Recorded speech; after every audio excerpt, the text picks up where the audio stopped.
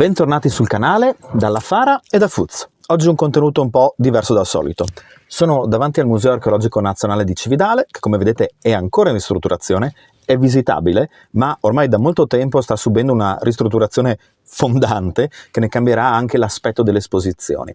Oggi sono qui per osservare, fotografare e misurare alcuni pezzi che potrebbero diventare il nuovo corredo ricostruttivo del nostro Bracco. Non potrò mostrarveli perché sono degli inediti, li hanno visti solo gli archeologi e i restauratori, quindi non possiamo condividerli con la pagina della Fara, nonostante la collaborazione ufficiale col Museo di Cividale che ci permette appunto di osservarli, misurarli per provarne la ricostruzione. La tomba è una tomba molto interessante, viene dalla necropoli della Ferrovia del 2012, indagata nel 2012, e di cui ci avete già visto ricostruire lo Scrama Sax lungo, a cui stiamo lavorando da diverso tempo con il fodero pieno di ribattini. Ecco, quella è la tomba.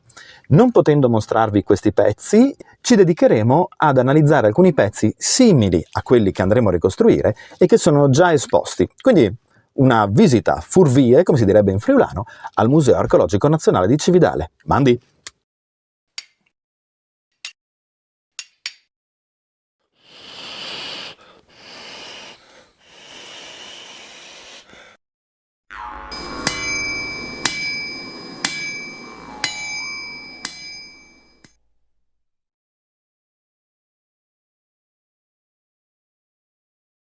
Quindi abbiamo fatto le misure che dovevamo fare, abbiamo preso nota dei materiali che ci serviranno per questa ricostruzione e sarà un progetto che ci richiederà moltissimo tempo.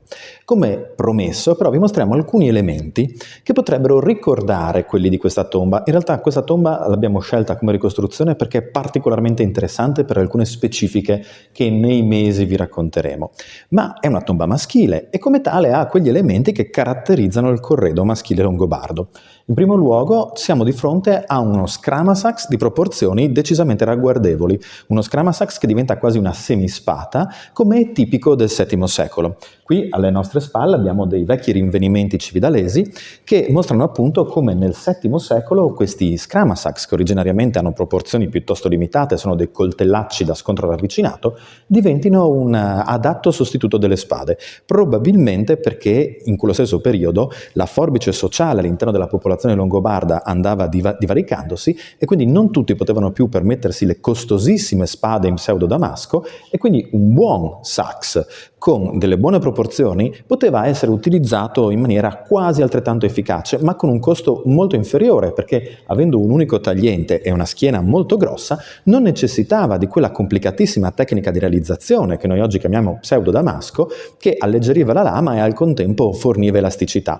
In questo caso la lama era ulteriormente più ignorante, se vogliamo usare un'espressione un po' così colorita, ma sicuramente molto resistente proprio per la schiena molto spessa.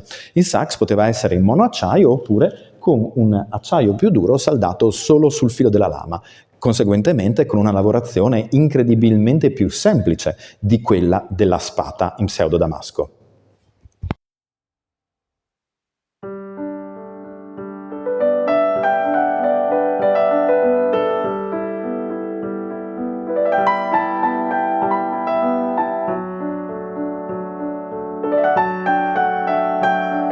Un altro elemento fondante dell'identità del guerriero longobardo era la sua cintura, che poteva essere realizzata in diversi metalli e con diversi stili. Abbiamo visto in passato le cinture a geminate, che noi come ricostruttori odiamo per la difficoltà di realizzazione di questa tecnica, ma più spesso potevamo avere le cosiddette cinture a 5 pezzi in bronzo, caratterizzate quindi da una fibbia, spesso una controfibbia, un puntale, eventuale puntale aggiuntivo e passanti aperti per la sospensione, come dicevamo prima, probabilmente di uno scramasax. Questo è il caso anche della tomba che abbiamo analizzato di sopra. Qui invece abbiamo dei rinvenimenti più antichi di Cella, una delle necropoli più antiche come indagine a Cividale, che ci mostra appunto un'esposizione di elementi bronzei di cintura maschile.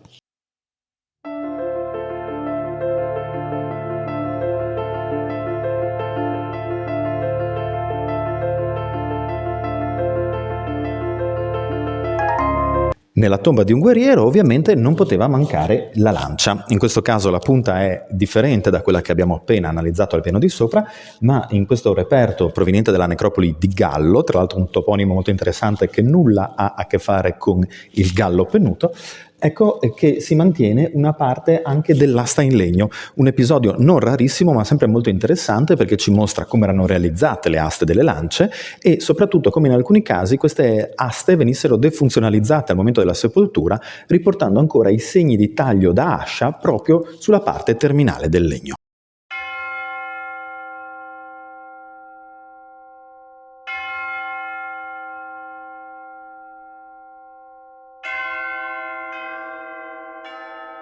Solitamente il popolo longobardo viene ricordato in particolare come un popolo di guerrieri a cavallo e quindi in alcune tombe, non fa eccezione quella della 35 della ferrovia che abbiamo appena analizzato, sono presenti gli speroni. Speroni che in questo caso sono in bronzo, qui siamo in una necropoli leggermente fuori Cividale, Firmano. Quelli che noi abbiamo appena visto appartengono a un'altra tecnologia, in ferro aggeminato, più ricchi, più decorati, ma ovviamente con la stessa funzione. E quindi siamo di fronte alla tomba di un cavaliere che, di nuovo ricollegandoci alla questione del long sax iniziale, poteva quindi sferrare dall'alto dei colpi con questa alpa molto forte, ma di difficile controllo invece da appiedati nel terra-terra, e spronare il suo cavallo a correre contro il nemico.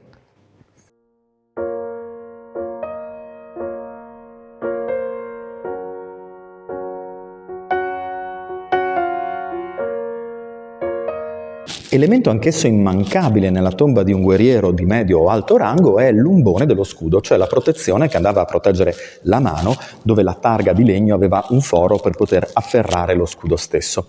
In questo caso siamo a San Salvatore di Maiano, quindi fuori da Cividale, una di quelle necropoli che probabilmente corrispondeva a un abitato che faceva la guardia alle strade, in particolare alla strada che arrivava da ovest e si congiungeva poi con l'arteria che da sud andava verso nord e con quella che proprio da Cividale andava verso ovest.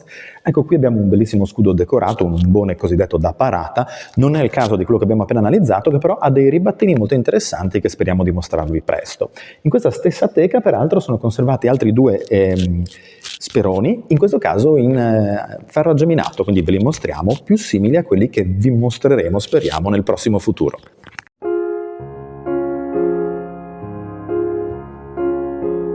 Guten Abend, gute Nacht, mit Rosen bedacht.